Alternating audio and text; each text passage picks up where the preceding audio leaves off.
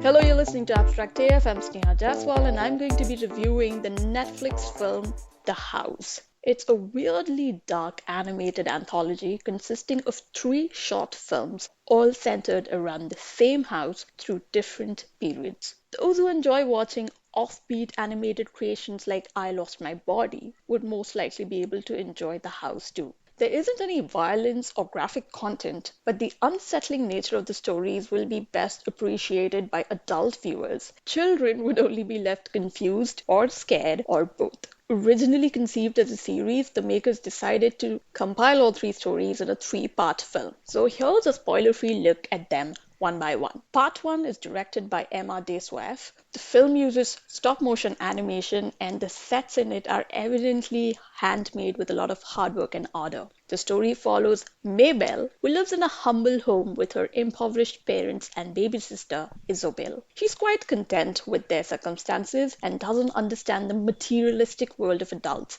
One day, after a night of heavy drinking, her father returns home a changed man, claiming that a wealthy acquaintance, who's also an architect, has offered to build them a magnificent house for free. All they have to do in return is to leave their home to him. The family soon moves into this newly constructed lavish house, but Mabel instantly feels something sinister is going on in the premises. All the characters are made from wool, and the fabric adds a certain strangeness to them, making these characters seem eerier than they are. One of the opening scenes has Mabel playing with a dollhouse, which immediately reminded me of the odd little girl from The Haunting of Bly Manor, another Netflix horror series. But this animated shot is far more creepier than Bly Manor. It's a horror-themed cautionary tale about greed and how it blinds people. Mabel and her baby sister symbolize the untainted innocence of childhood. So while the kids remain safe from the diverse effects of the house, the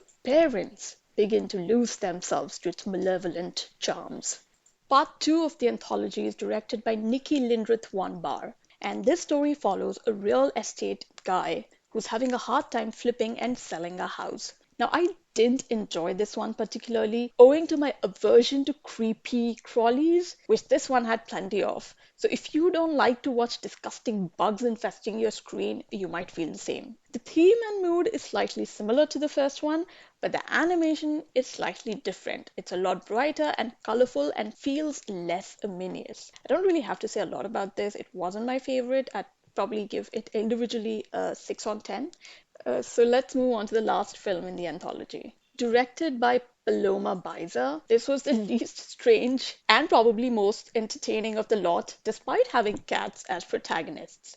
Rosa is the protagonist who runs a boarding house in the same foreboding building featured in the last two stories. Unfortunately, all of Rosa's tenants have left due to flooding in the area. She's left with only two guests who haven't paid her in the longest time, and she's just fed up with their ways. When an eccentric, free-spirited hippie boyfriend of one of the lodgers arrives at Rosa's property, he drives her up the wall and she's forced to change her worldview. Now, on the surface, the third story looks like a silly, funny tale about a nutcase landlady. But if one dwells deeper upon its message, one will find it's really about knowing when to let go of your dreams. Because quitting doesn't necessarily mean losing.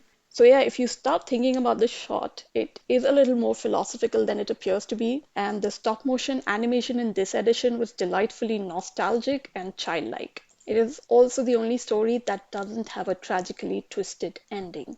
Overall, it's a 7 on 10 from me for The House. Stream it on Netflix, and that's all for this edition.